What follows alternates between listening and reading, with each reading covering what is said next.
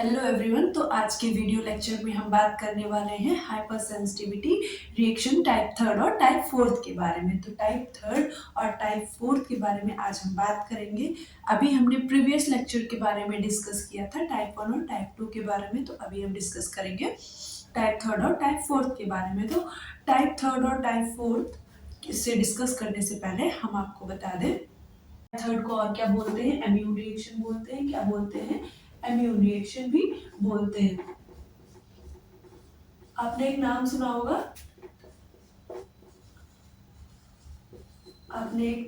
होगा, soluble antigen. Soluble antigen क्या होते हैं? सेल्यूबल एंटीजन कोई बताएगा सेल्यूबल एंटीजन क्या होते हैं? तो सेल्यूबल एंटीजन के बारे में हम सबसे पहले डिस्कस करेंगे। सेल्यूबल एंटीजन,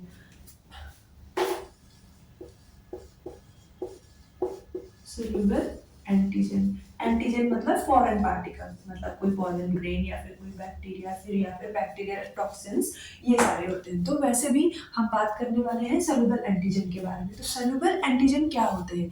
तो सेल्यूलर एंटीजन जो होते हैं ये क्या करते हैं कि ब्लड में या फिर टिश्यू फ्लूइड्स में फ्रीली मूव करते हैं, फ्रीली सर्कुलेट करते हैं। ये इनको किसी भी सरफेस से या सेल सरफेस से इनको ये एंटीजन किसी भी सेल सरफेस से अटैच नहीं होते हैं। इनके जो सर्कुलेशन में, ब्लड सर्कुलेशन में, टिश्यू फ्लूइड्स में ये फ्रीली मूव करते हैं। इनका कोई भी अटैचमेंट सेल से अटैच नहीं रहते हैं, कोई सेल सरफेस से अटैच नहीं रहते हैं और ये फ्रीली ब्लड सर्कुलेशन में मूव करते हैं। तो इसके एग्जांपल्स क्या होते हैं? जो सेल्यूलर एंटीजन के एग्जांपल्स होते हैं वो बैक्टीरियल टॉक्सिन्स, जैसे कि हमारा टेटनस टॉक्सिन्स, ये क्या है? सेल्यूलर एंटीजन है। हेपेटाइटिस बी सरफेस एंटीजन जो होते हैं वो भी सेल्यूलर एंटीजन होते हैं। और कुछ पॉलीसेकेराइड्स, क्या कुछ पॉलीसेकेराइड्स जो सेल्यूलर एंटीजन होते हैं। ये सारे एग्जांपल्स थे, मैंने आपको बताया कि कौन कौन से एग्जांपल थे। Bacterial toxins, hepatitis B surface antigen, तो मैं लिख देती हूँ यहाँ पे, ये था बैक्टीरियल टॉक्सिन्स, जैसे कि मैंने आपको बताया टेटनस टॉक्सिन्स और HBsAg,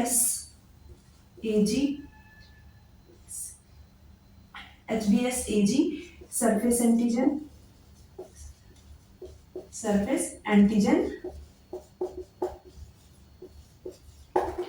और कुछ पॉलीसेकेराइड्स जो होते हैं वो हमारे सेल्यूलर एंटीजन की तरह काम करते हैं। अब ये cellular antigen type third reaction में कैसे काम करेगा वो डिस्कस करते हैं। कैसे काम करेगा वो डिस्कस करेंगे। तो सेल्यूलर एंटीजन क्या करते हैं टाइप थर्ड रिएक्शन में? तो टाइप थर्ड रिएक्शन में सबसे पहले इसकी मैकेनिज्म के बारे में पढ़ेंगे, जो कि हमने आपको फर्स्ट क्लास में बताया था। First mechanism, type one mechanism के बारे में हमने डिस्कस किया था, कैसे कैसे एंटीजन ने सेल पे अटैक किया था और फिर उसका जो फाइनल रिजल्ट क्या निकला था। तो वैसे ही हम यहाँ पे भी बात करेंगे। तो सबसे पहले जो एंटीजन होता है, ये जो रहता है ये सोल्यूबल एंटीजन रहता है। क्या रहता है? ये सोल्यूबल एंटीजन रहता है। सोल्यूबल एंटीजन की आपको मैंने एग्जांपल्स बताया कौन कौन से एंटीजन थे।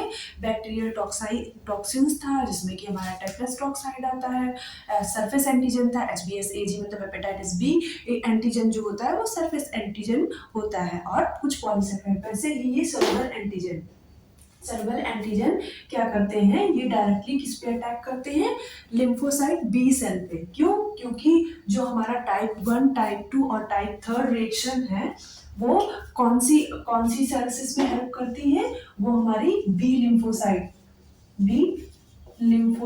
हेल्प करती है। इसमें कौन सी लिम्फोसाइट हेल्प करती है? तो बी लिम्फोसाइट हेल्प करती है। तो जो सेल्यूलर एंटीजन है, ये हमारा सेल्यूलर जो एंटीजन है ये किस पे एक्ट करेगा? डायरेक्टली जाकर के बी लिम्फोसाइट्स पे एक्ट करेगा।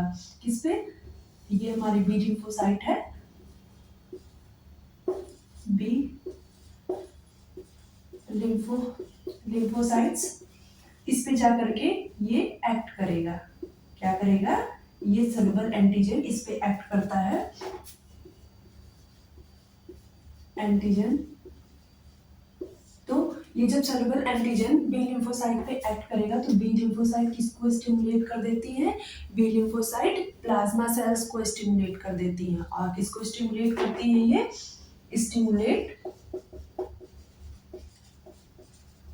Stimulate plasma cells. तो प्लाज्मा सेल्स तो प्लाज्मा सेल्स आगे चल के क्या करती हैं, ये प्लाज्मा सेल्स को स्टिमुलेट कर देती हैं।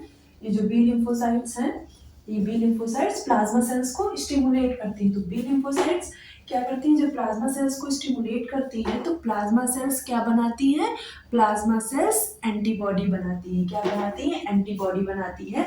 मैंने आपको फर्स्ट रिएक्शन में भी बताया था, first type of hyper sensitivity reaction में भी बताया था कि जो प्लाज्मा सेल्स हैं वो क्या बनाती है, एंटीबॉडी बनाती है। तो प्लाज्मा सेल्स जो हैं वो एंटीबॉडी बनाएंगी। यहाँ पे plasma cells form antibody.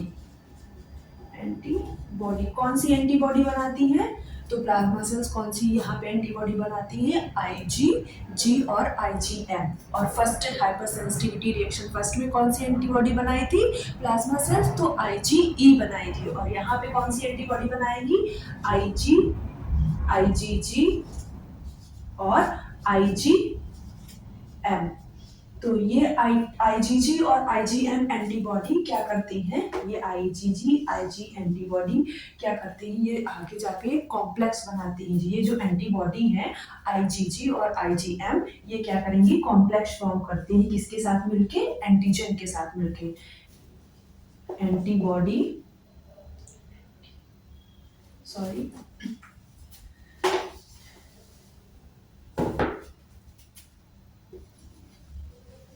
Antibody form complex with antigen. किसके साथ मिलके ये कॉम्प्लेक्स बनाती है, एंटीजन के साथ कॉम्प्लेक्स बनाती है। तो वो कॉम्प्लेक्स क्या होता है, वो कॉम्प्लेक्स क्या बनता है, वो कॉम्प्लेक्स का नाम क्या होता है, कॉम्प्लेक्स, उस कॉम्प्लेक्स को हम बोलते हैं C5C9 कॉम्प्लेक्स। क्या बोलते हैं, C5 to C9 कॉम्प्लेक्स।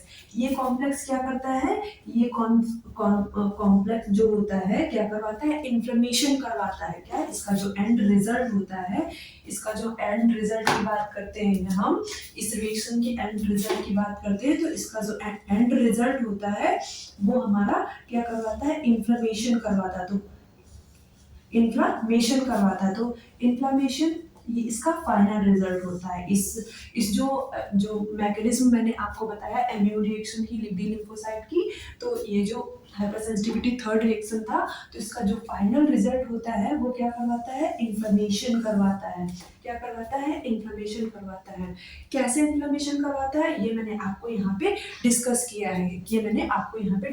तो सबसे पहला क्या करता है, एंटीजन, जो सॉल्युबल एंटीजन होते हैं, जिसको मैंने आपको एग्जांपल बताया था, कौन कौन से सॉल्युबल एंटीजन होते हैं, बैक्टीरियल टॉक्सिन्स और पॉलीसेकेराइड्स और कुछ सरफेस एंटीजन जैसे कि हेपेटाइटिस बी सरफेस एंटीजन, ये सारे जो होते हैं सॉल्युबल एंटीजन होते हैं। क्यों, क्योंकि ये ब्लड में या फिर किसी टिश्यू फ्लूइड में प्रॉपरली मूव करते हैं, प्रॉपरली जो है सर्कुलेट करते हैं। इनको किसी भी सरफेस की जरूरत नहीं होती है, किसी भी सरफेस से ये अटैच नहीं होते हैं।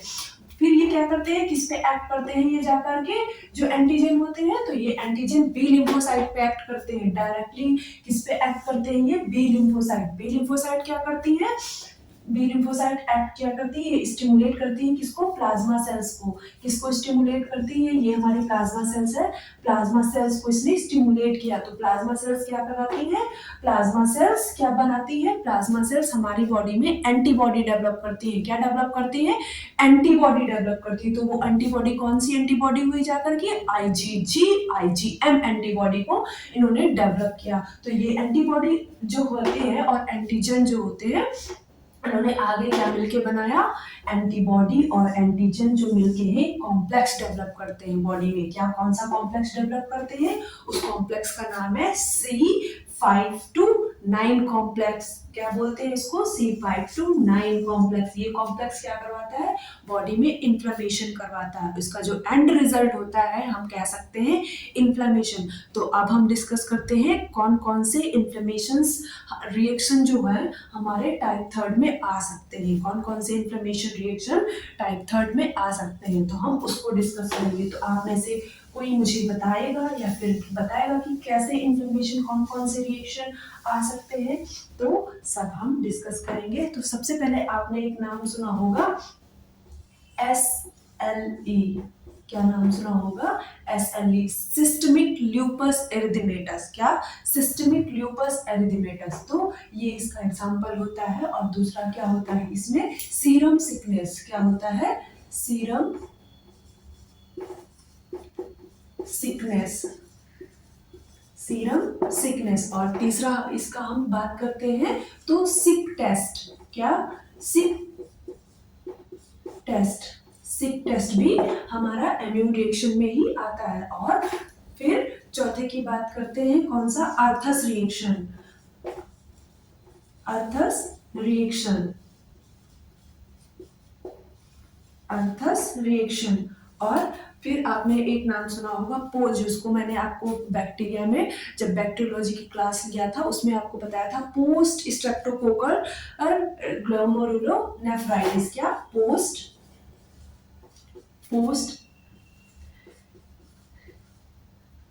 Streptococcal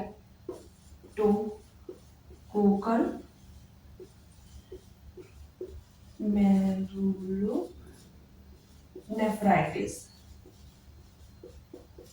nephritis. तो ये था हमारे किसमें। और हम बात करते हैं रिएक्टिव आर्थराइटिस। कौन सी arthritis, reactive arthritis, reactive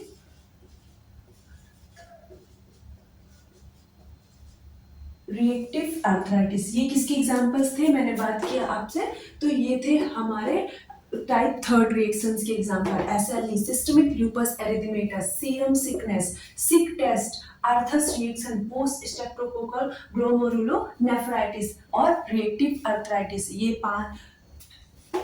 6 examples मैंने आपको बताए हैं किसके अंडर में आते हैं, तो इम्यून रिएक्शंस के अंडर में आते हैं, और टाइप थर्ड हाइपरसेंसिटिविटी रिएक्शंस के अंडर में आते हैं। तो अभी हम बात करने वाले, ये था हमारा टाइप थर्ड रिएक्शन जो कि मैंने आपसे डिस्कस किया। क्या डिस्कस किया कि जो टाइप थर्ड रिएक्शन को हम इम्यून कॉम्प्लेक्स रिएक्शन भी बोलते हैं। क्या बोलते हैं, इम्यून कॉम्प्लेक्स रिएक्शन। इसमें कौन सी लिम्फोसाइट एक्ट करती है, तो इसमें बी लिम्फोसाइट एक्ट करती है, बी लिम्फोसाइट। और कौन कौन से रिएक्शंस में एक्ट करती है, तो टाइप फर्स्ट रिएक्शंस में एक्ट करती है, टाइप सेकंड रिएक्शन में एक्ट करती है और टाइप थर्ड रिएक्शन में एक्ट करती है।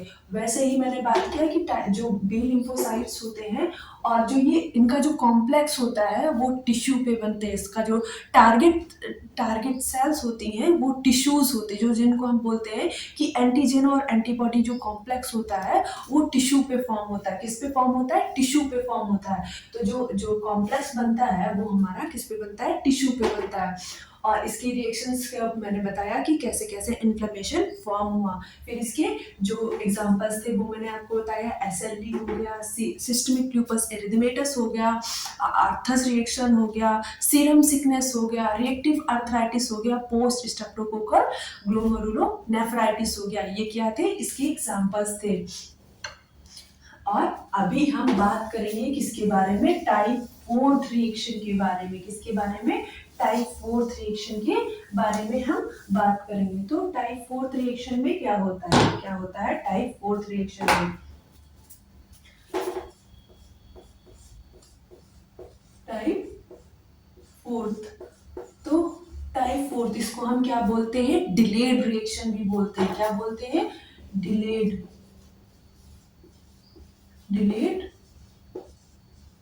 रिएक्शन। क्यों डिलेड करता है, क्योंकि इस पे कौन सी लिम्फोसाइट एक्ट करती है, इस रिएक्शन में कौन सी लिम्फोसाइट हेल्प करती है, टी लिम्फोसाइट हेल्प करती है।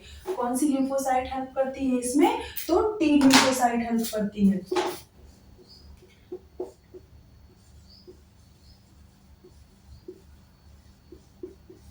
T lymphocytes, T lymphocyte help करती है। तो टी लिम्फोसाइट क्या करता है, डिलेड रिएक्शन शो करता है। तो जो टी लिम्फोसाइट होता है उसका जो डिलेड रिएक्शन का टाइम पीरियड मैंने आपको बताया था कितना, विदिन कितना टाइम पीरियड बताया था मैंने आपको स्टार्टिंग में, तो वो बताया था मैंने 24 टू 48 आवर्स में इसके रिएक्शन शो होते हैं। किसमें रिएक्शन शो होते हैं, ये विदिन 24 टू 48 आवर्स में ये रिएक्शन शो होते हैं। ये था।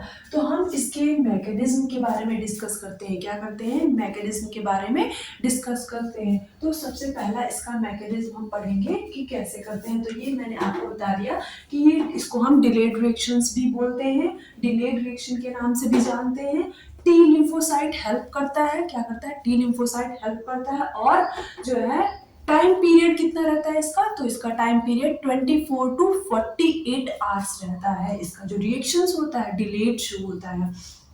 तो ये था हमारा टाइप 4 के बारे में जनरल इंट्रोडक्शन। अब हम बात करते हैं इसके मैकेनिज्म के बारे में, कैसे कैसे इसका एंड प्रोडक्ट फॉर्म होता है। जैसे कि अभी हमने डिस्कस किया किसके, टाइप 3 के बारे में, वैसे ही हम डिस्कस करेंगे टाइप 4 के बारे में।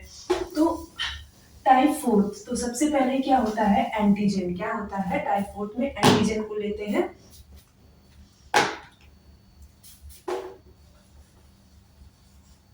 एंटीजन, तो एंटीजन ये किस पे एक्ट करेगा, ये हमारा एंटीजन है, ये जाकर के किस पे एक्ट करेगा, जैसे कि हमने बात किया था एंटीजन, सबसे फर्स्ट रिएक्शन की बात करते हैं। तो सबसे फर्स्ट रिएक्शन में एंटीजन ने किस पे एक्ट किया था, हमारी एंटीजन प्रेजेंटिंग सेल पे। वैसे ही यहाँ पे हमारा जो टाइप 4 में है, एंटीजन किस पे एक्ट करेगा, एंटीजन प्रेजेंटिंग सेल पे। किस पे एक्ट करेगा, ये एंटीजन, ये सॉरी ये एंटीजन जो है एंटीजन प्रेजेंटिंग सेल पे एक्ट करेगा। ये this one is antigen presenting cell, antigen presenting cell.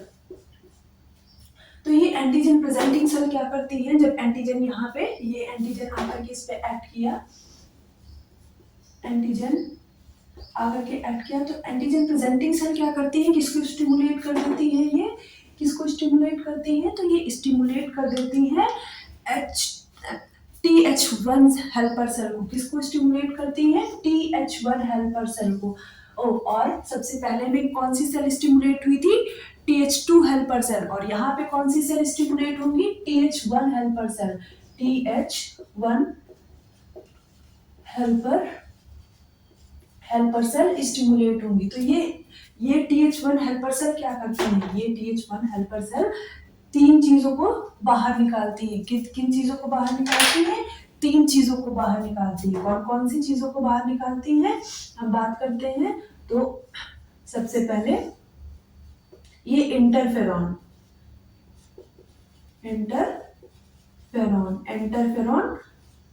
Gamma, interferon gamma को बाहर निकालती है। फिर ये क्या करती है, इंटरल्यूकिन 1 और 2 को बाहर निकालते हैं। किसको निकालेंगे बाहर, इंटरल्यूकिन 1 और 2 को बाहर निकालेंगे। फिर TNF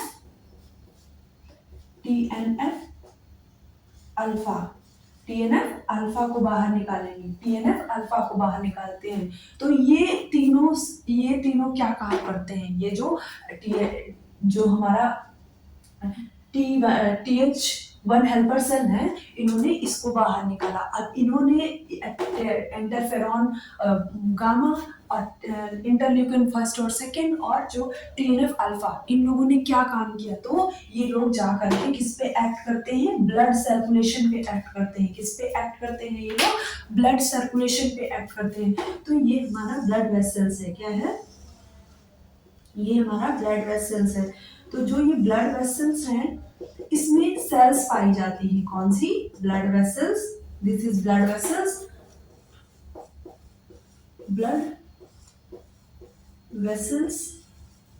ये ब्लड वेसल्स है, इसमें कुछ सेल्स पाई जाती हैं। तो ये जो इंटरफेरॉन्स है, इंटरफेरॉन्स इन ब्लड वेसल्स में कौन सी सेल्स को बाहर निकालेगा, तो इनमें ये मोनोसाइट को बाहर निकालता है। क्या, किस पे एक्ट करेगा, ब्लड वेसल्स पे जाकर के, ब्लड वेसल्स पे जाकर के किसको बाहर निकालता है, ये मोनोसाइट को आउट करता है। किसको आउट करता है, आउट मोनोसाइट, मोनोसाइट सेल्स। तो ये मोनोसाइट सेल्स को आउट करता है। और इंटरल्यूकिन फर्स्ट और सेकंड किसको ब्लड वेसल्स पे जाकर के एक्ट करेगा, तो इंटरल्यूकिन फर्स्ट और सेकंड किस पे जाकर के एक्ट करता है, कौन सी सेल्स को बाहर निकालता है, तो ये निकालता है टी लिम्फोसाइट को। किसको निकालता है, टी लिम्फोसाइट को, टी लिम्फोसाइट को बाहर निकालता है। टी लिम्फोसाइट के बाद टीएनएफ अल्फा क्या करता है, टीएनएफ अल्फा, टीएनएफ अल्फा जो है ये क्या करता है, किसको बाहर निकालता है, ये टीएनएफ अल्फा, टीएनएफ अल्फा किसको बाहर निकालता है, फाइब्रोब्लास्ट को बाहर निकालता है। किसको बाहर निकालता है, फाइब्रोब्लास्ट को बाहर निकालता है। क्या निकालता है, किसको बाहर निकालता है ब्लड वेसल से,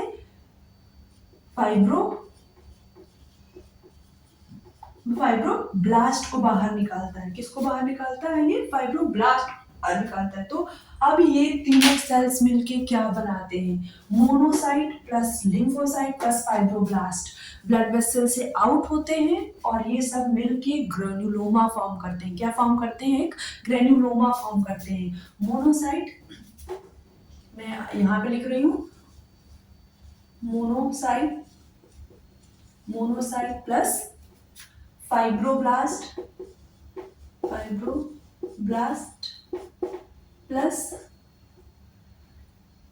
T lymphocyte, T lymphocyte, lymphocyte. तो ये तीनों सेल्स मिलके क्या फॉर्म करते हैं, इसका जो एंड रिजल्ट रहता है, तो इसका जो एंड रिजल्ट रहता है वो ग्रेन्युलोमा फॉर्मेशन करते हैं। क्या फॉर्म करते हैं ये, and result granuloma, granuloma, granuloma form करते हैं।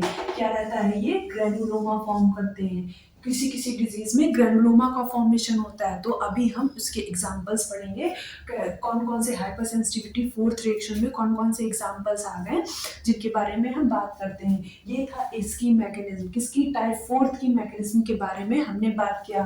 टाइप फोर्थ की मैकेनिज्म के बारे में हमने क्या डिस्कस किया, तो वो था एंटीजन। एंटीजन ने किस पे एक्ट किया जाकर के, एंटीजन ने एंटीजन प्रेजेंटिंग सेल पे एक्ट किया। किस पे एक्ट किया, एंटीजन प्रेजेंटिंग सेल पे एक्ट किया।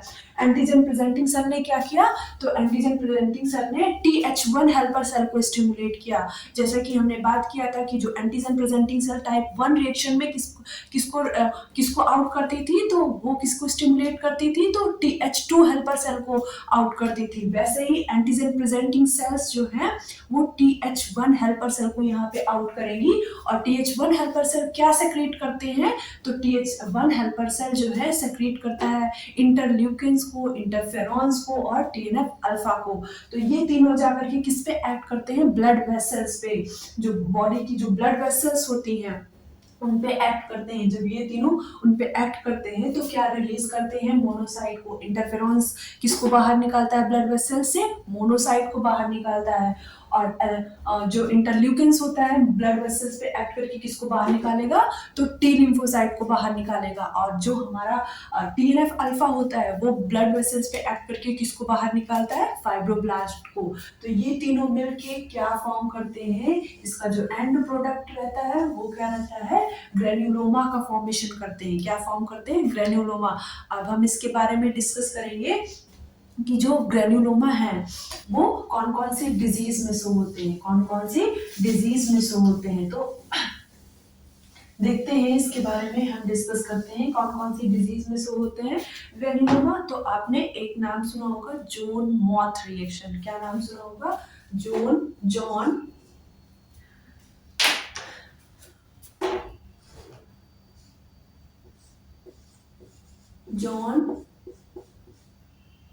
Moth reaction, John moth reaction. और दूसरा क्या, आपने ट्यूबरकुलिन रिएक्शन क्या पढ़ा होगा, ट्यूबरकुलिन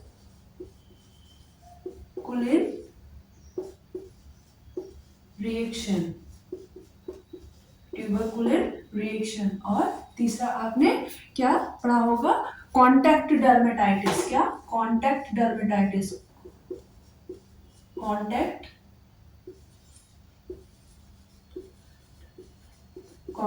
डर्मेटाइटिस। चौथे के बारे में डिस्कस करते हैं। तो चौथे के बारे में आपने नाम सुना होगा, हाशिमोटो थायराइडाइटिस। क्या, हाशिमोटो थायराइडाइटिस, हाशिमोटो थायराइडाइटिस। तो ये थे हमारे हाइपरसेंसिटिविटी फोर्थ रिएक्शन के बारे में, जिसके बारे में हमने डिस्कस किया। कौन सा, John moth reaction, tuberculin reaction, contact dermatitis, Hashimoto thyroiditis. और एक और होता है परनीसियस एनीमिया, भी इसमें आता है, परनीसियस एनीमिया, परनीशियस एनीमिया।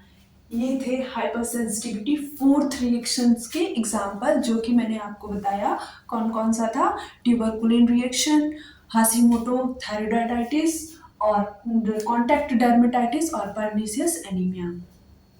तो ये था आज का हमारा टॉपिक हाइपरसेंसिटिविटी के बारे में, जो कि हमने डिस्कस किया। सबसे पहले डिस्कस किया था टाइप 1 के बारे में, देन डिस्कस किया था टाइप 2 के बारे में, आज हमने डिस्कस किया टाइप 3 और 4 के बारे में। तो टाइप 1 में हमने कैसे डिस्कस किया था, कौन सी मैकेनिज्म कैसे काम करती थी, कौन सी सेल्स जाकर के कब एक्ट किया उन पे, और कौन कौन से रिएक्शंस उसमें शो होते थे, कौन कौन से एग्जाम्पल्स मैंने डिस्कस किया था वो बताया था।